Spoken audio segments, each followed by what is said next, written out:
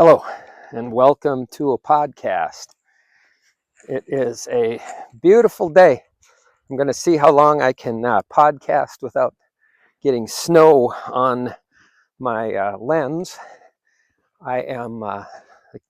It's snowing hard enough. The kids got 2 hours off school, and so it's not blowing too much, but it's a beautiful snowy day.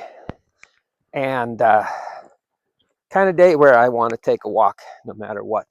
So I will use it as a chance to podcast.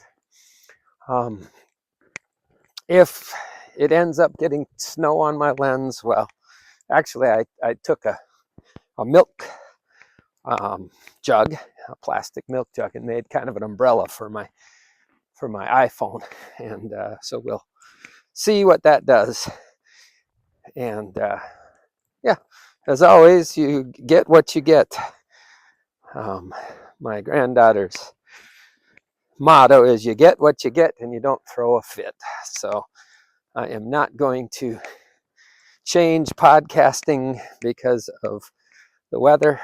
And so it'll be what it is. And if it gets annoying, please shut it off and don't use my podcast as a source of annoyment. Annoyance, annoyment. I don't know which is the right word. I want to talk about an idea that is just really pushing my thoughts to some sort of extreme. So I'll dig right in. I don't know how credible sermons are. I think people who have to come up with a certain amount of material weekly can find stuff to interpret that may not be there. And yet, I'm going to give a presumption of good faith to most of what they say. So I listened to a sermon, and one of the things he pointed out, I'm intrigued by the difference in perspective. Okay, so what he said was that when we hear about Christ giving his life a ransom for many, that there is a second sort of emphasis to that word. Okay, the idea of ransom is that someone takes you captive, demands money, demands payment in exchange for your return. That's what we would think of as a ransom. And that seems to be one perspective on what Christ did. So we found sin so tempting that we couldn't resist it, and so we helped ourselves to a measure of sin, and that brought us into captivity of Satan, and God has to buy us back from that. That is very much the allegory that C.S. Lewis used in The Lion, the Witch, and the Wardrobe. Peter wasn't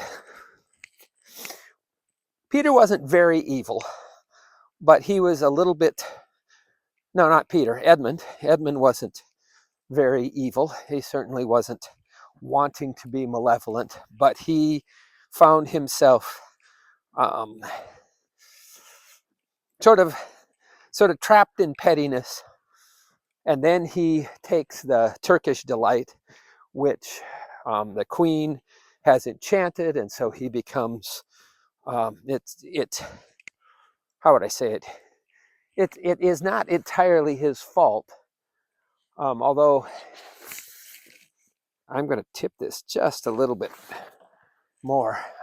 So it's not entirely his fault and yet it is based on his fault. So he gets trapped by a low level of sin into becoming the traitor.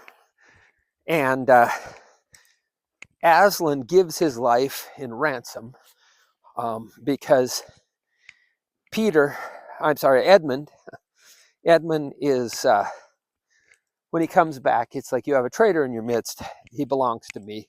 I get to put him to death. And then Aslan says, well, will you take my life in exchange?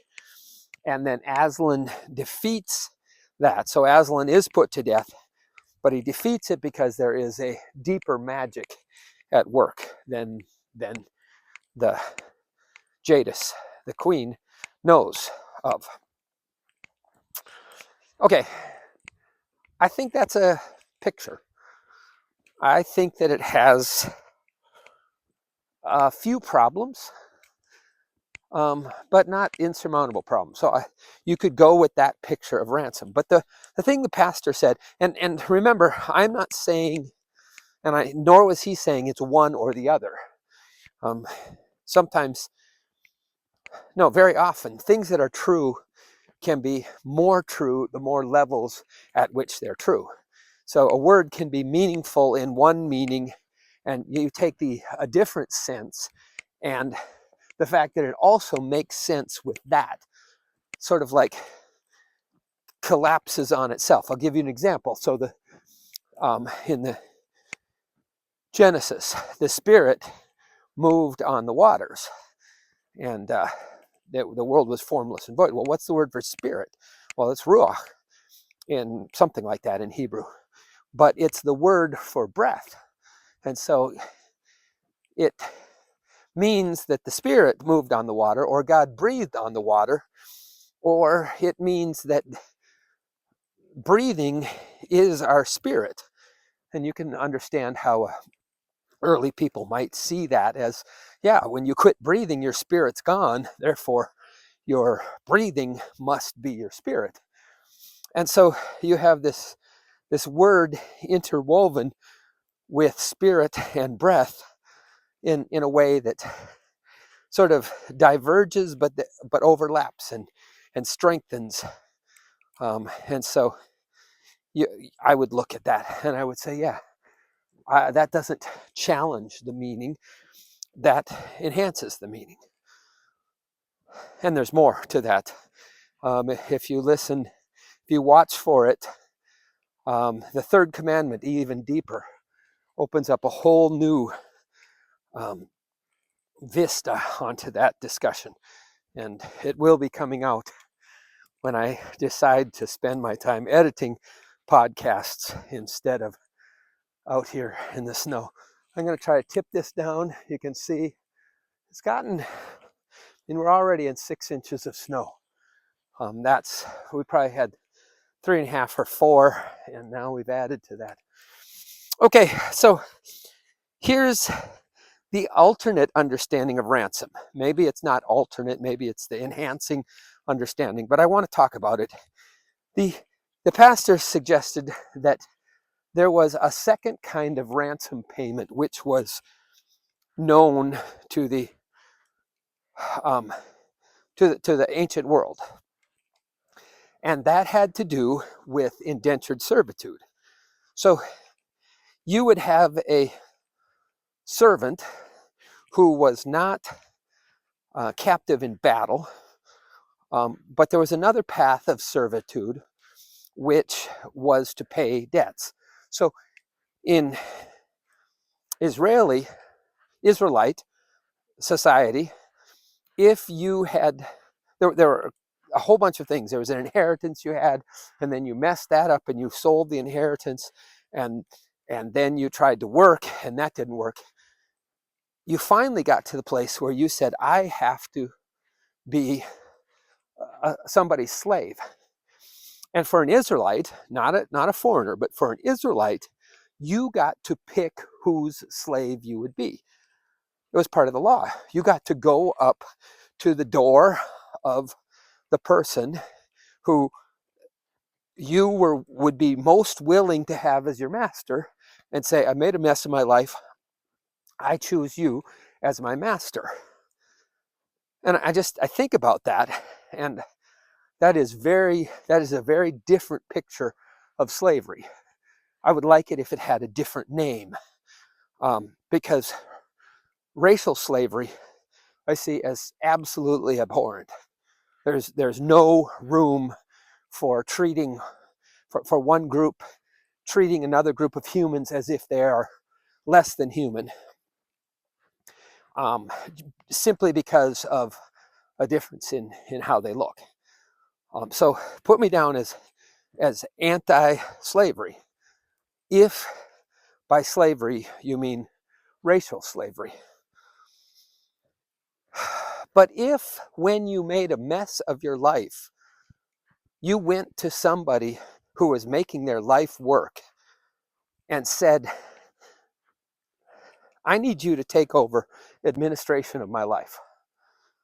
I have all these debts, I have to pay them off, and I'm proposing that I come to you and be a slave to you for a period of time to reset the record, and so that I can get a new start. Two things are going to happen. One is, when I'm finished serving you, my debts will be forgiven. And the other is that I'm going to have you telling me what to do. And hopefully I'm going to learn a lot of things while I am your slave. I don't find that abhorrent. One of the things that I find, I help a lot of people.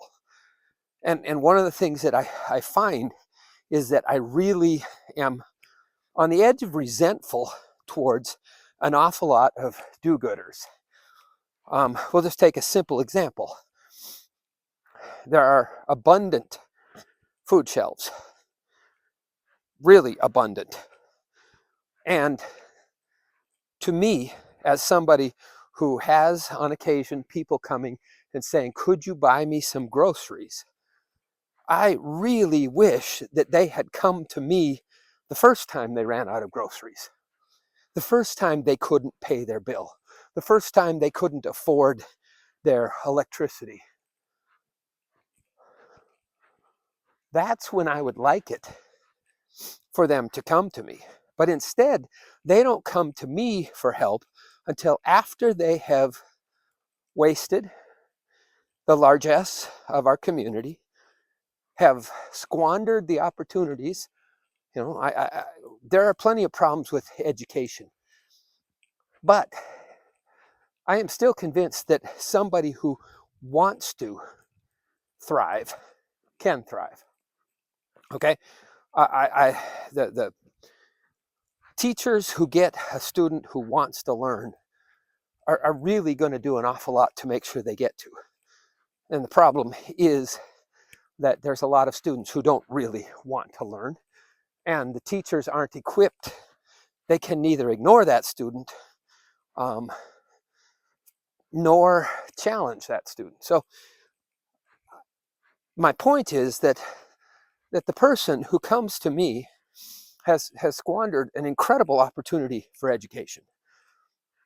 They've squandered the many programs to help them pay their electricity bill and to get them groceries.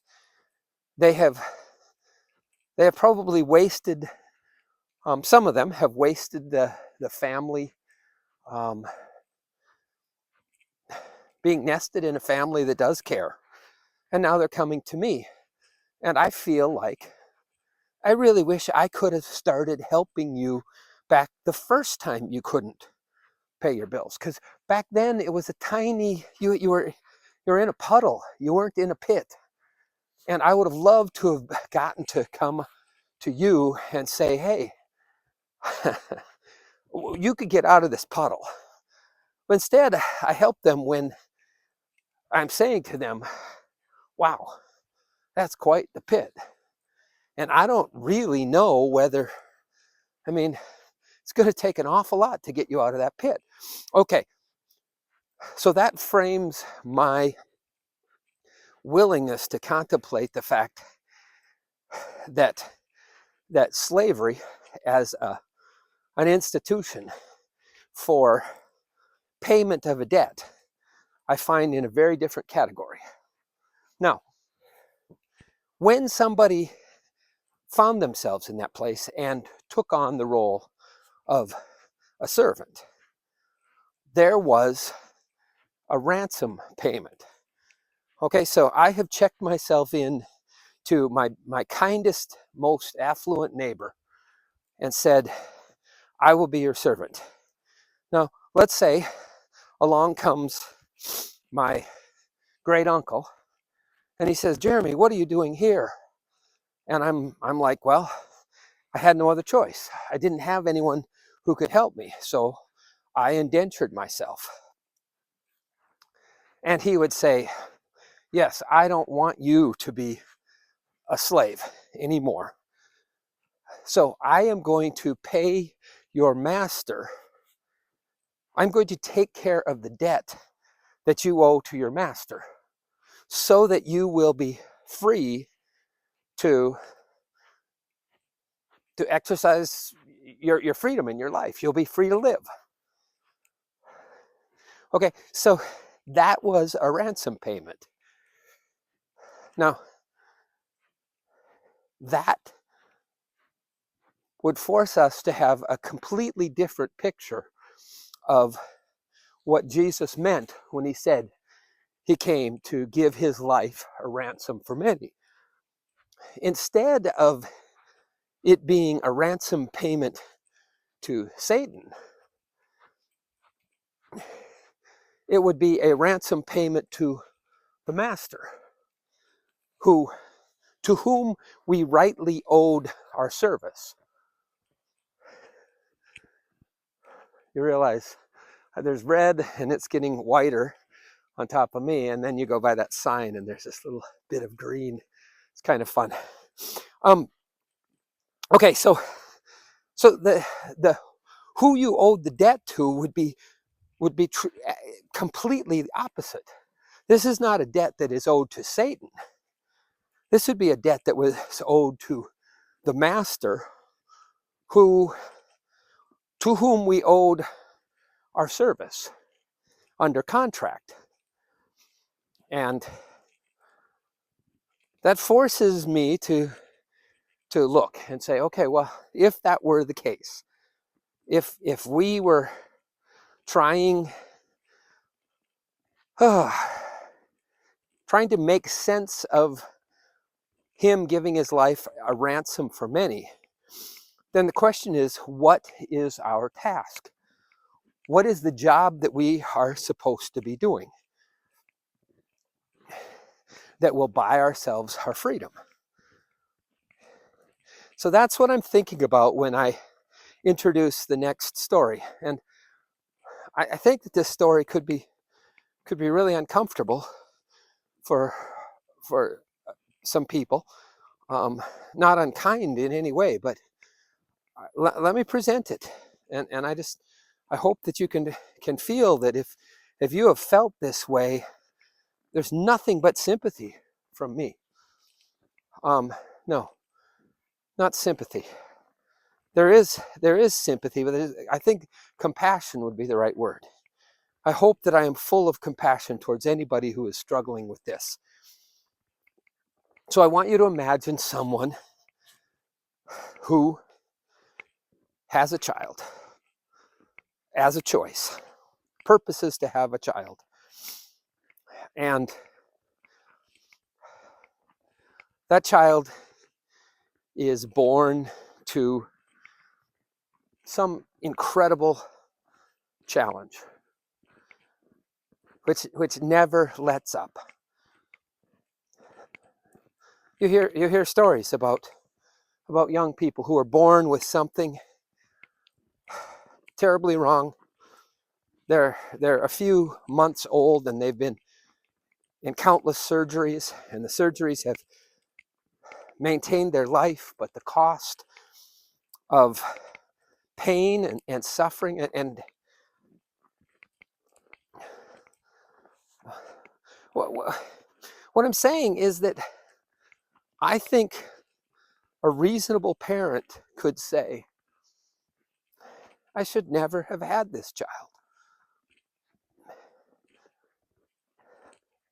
And I'm not saying that. I'm saying that I could very much understand how someone would feel that way. When my youngest son was born, his APGAR scores were like 00 minus 10. And the midwife did infant CPR and he started breathing, and then she said, I think I have to tell you that he has all the markers of Down syndrome. And I went out to get whatever I needed to get for the midwife and my wife, and I was like, God, how could this be? And then I thought about it, and there's a family that I know, and their son was Down syndrome, and he was happy. I mean, he was delayed in his development. There were all sorts of challenges, but he was happy. And I thought about that, and I thought, okay, God, I will gladly take this son if I can raise him to be joyful. And I went back, and it was the oddest apology, because I mean, I will tell you, I think God healed him. But the midwife was like apologizing professionally while rejoicing internally. She's like, I don't know how I thought that. There's no way. I don't know what was wrong. How did I think this? I'm sorry I told you this, but there's no indicators of it now. And so she's happy, but she's apologizing. And we were like, no, we think you are a very qualified professional. We think God did something, and we can find out in heaven. But I mean, what if it had gone the other way? What if my son had survived and yet had some debilitating illness that caused him to suffer every day of his life? That happens to people. And no matter how many times I, as a father, might have told myself that God works through this and he's using them, and I think I would seriously wonder, should I have even had this child?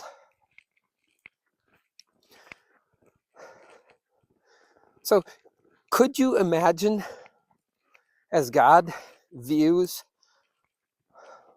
the world, and I accept that there's luck, and I accept that there's bad luck.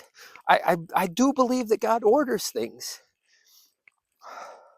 and yet it's pretty scary to think that God orders all of the pain in this world.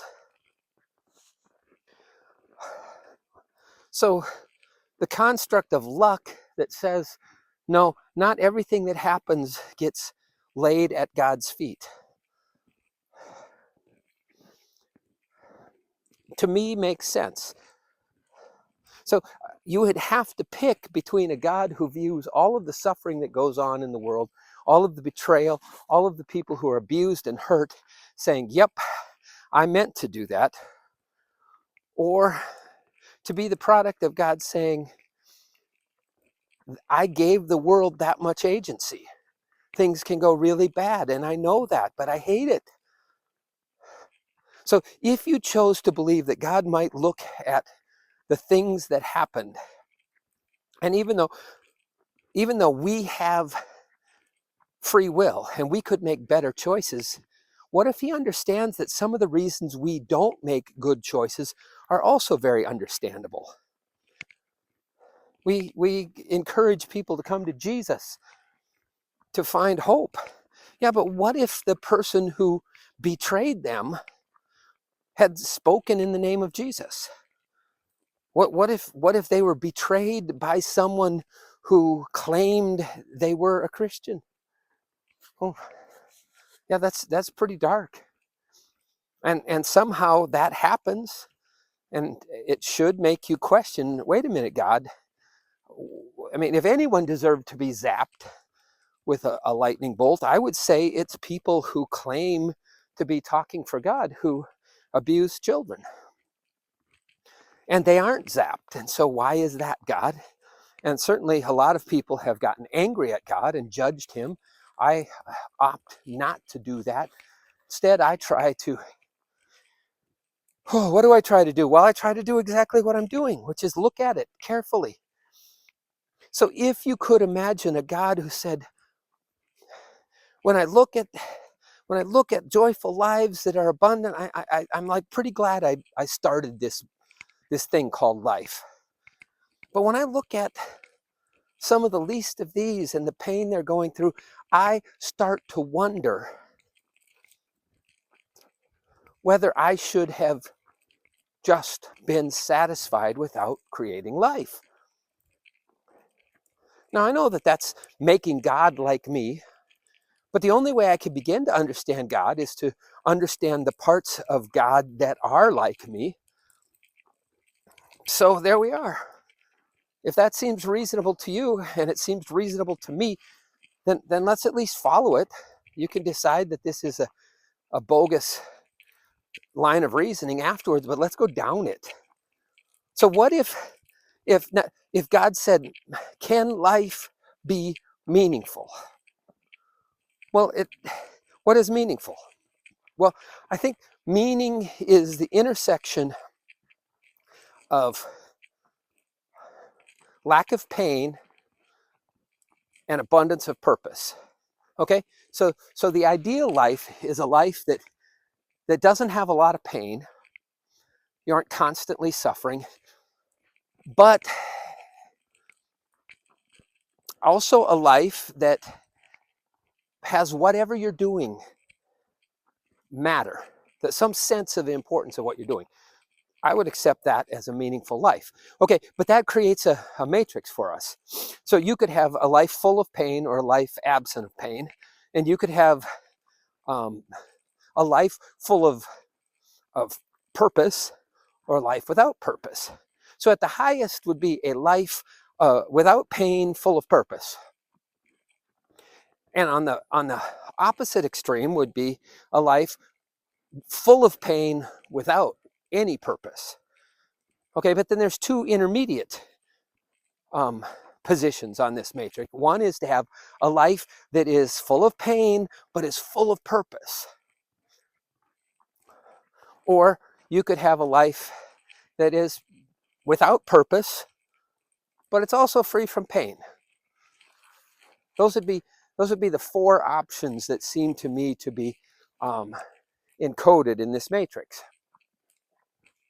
And then it would seem that there's a serious question that God might wonder and say, given that there are so many people whose lives end up being full of lots of pain, some are well-deserved pain and some are innocent pain, but given that there are so many whose lives are full of pain, does the purpose of life give them meaning? Is it possible that even though their life is full of pain, that they can have a life full of meaning?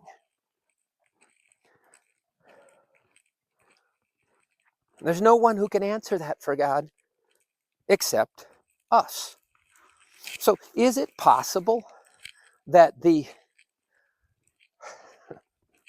something like this, that the task which we were given on this earth, that we are doing to prove to God that life is worth living, is to find meaning in our life?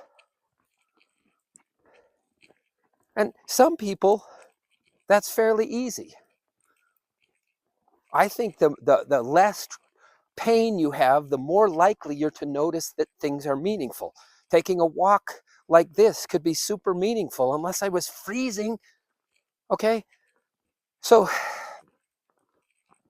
but there are people who could say, yeah, my life is very meaningful, but God wants to know whether the meaning of the hardest life could outweigh this. And one of the things that is, I think, inherent in this is that if God makes us eminently comfortable, We might not even pursue meaning. So there's all sorts of ways we might not pursue meaning because we're in so much pain, or we might not pursue meaning because our life is so comfortable.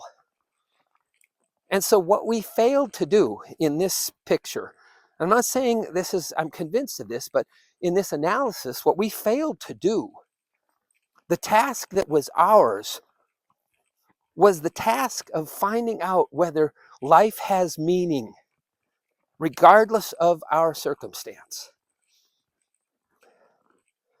And so the way that we were trapped is that we stopped doing that. God had a job for us to do, and that job was to find meaning and to give him feedback on whether his choice to give us life was the right choice. And we failed in that endeavor. And the ransom payment that was owed was not a payment to Satan for our sin, but in that case, the ransom payment would be a job that we were supposed to do, and we got lazy. And so very few people undertook to find out whether life had meaning. And very few people who struggled through moments of finding meaning in life quit as soon as they got comfortable. I mean, that seems to be fit very well with the Israelites under Moses. They get set free. But as soon as they overcome whatever was facing them, they quit looking for meaning, and they started looking for comfort. So in that case, Jesus came to be the ransom for us, to pay the ransom for me and for you and for all humankind. It would then seem that what Jesus tasked when he came to earth, it was something like, oh, I know what's happening. I got to brush the snow off my umbrella because it keeps tipping my camera down. Technical difficulties when you're out in the woods. Okay, so, oh well, we will work with it. So then the ransom payment that Jesus made that set us free, the work that was ours to do, that Jesus could do, was precisely what he did on the cross, which looks to me like his voluntarily facing sort of an avatar of the worst that could happen. And you know, when you're arguing for what's worse, I don't want to even have that argument. People do that. Well, I went through this. Well, I went through this. Addicts will do that. Who had made more of a mess of their life through their bad choices? And it's like, yeah, let's not worry too much about that argument. So I don't know, but I certainly could understand if somebody said, hey, you know, for people who have had a low level of suffering for an endless amount of time, maybe it's worse. But Christ effectively plunged pretty deeply into all of the things that would make you question the meaning of life. He is trapped in a bureaucracy. He is falsely charged. He is betrayed by a friend. He is tortured. He is executed in the most painful way that they could imagine. He's way up there. He suffers this. Why? Not because Satan caught us and was going to punish us and said, well, I'll punish Jesus. Maybe both happened. But that's not what I'm looking at today. What I'm looking at today is whether perhaps Jesus was going through all that my humanity could have earned me and saying, is it possible that even in this, you can find meaning. That even in the most horrible thing that could happen, is it possible that there is meaning? And so the ransom that he paid for many is that he has proven through his own flesh, which was limited to human power, precisely so that he could not take any shortcuts. So that he had to go through, in the same way that we go through pain, in the same way that we would be tempted to give up on the meaning of life, he had to go through that to pay the ransom, to do the work that it was ours to do. And he did. And he said, yes, it is meaningful. I have proven that it can have meaning. And then through Paul, he calls out to us, brothers, as bondservants of Jesus Christ. What is a bondservant? A bondservant is someone who has paid the ransom. They've paid off their servitude and says, I love my master. I will not go out. I want to continue as a slave. And that is, to me, it appears to be what Jesus does, is he ransoms us. But in that process of ransoming us, it is his desire that we will say, yes, Jesus, you have proven that in this life there can be meaning. And now let us join you in rejoicing in our suffering, in finding the meaningfulness of every situation that God puts us through. No longer so that we can prove that it's possible, but so that we can participate voluntarily in the suffering of Jesus. That we can be bondservants together with him.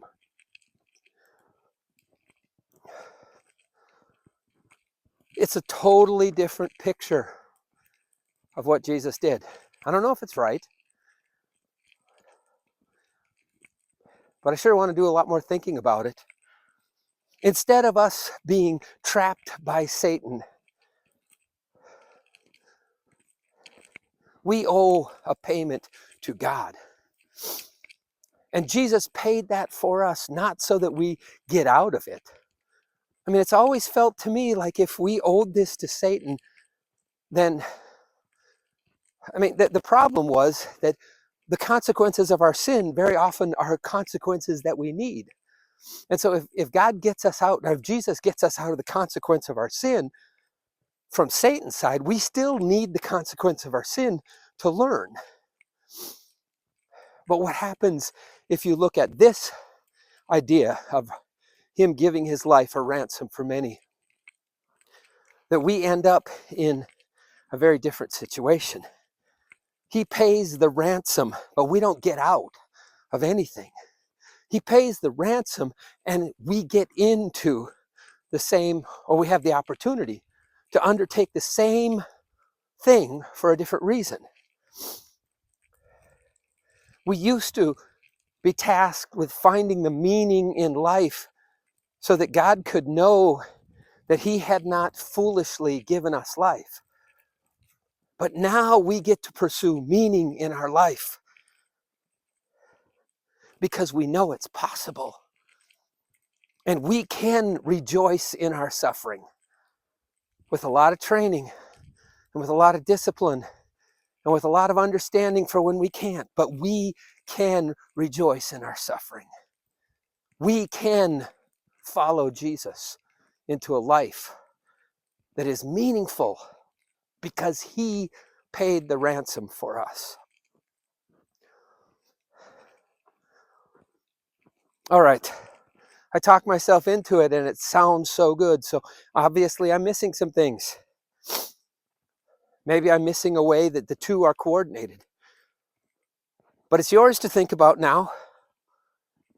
And how do you proceed? Well, you can think about my words, or you can design your own experiment And what does your own experiment look like? I don't think there's a better experiment to figure out whether this is true than to say to Jesus, if you command me and make those commands clear, I will obey you as if you are my king. I'm convinced that's the best way to discover truth. And that's what I'm going to try to do today. Well, I am back. Let's see. Ooh, there's a dog somewhere here. There he is, out to greet me. I'm not very good at using a selfie stick to catch a vision of this. We still got the snow pouring down. I think I got to put some soup on and then plow a little bit. So I will wish you happy trails until we meet again. Thank you for spending this time with me.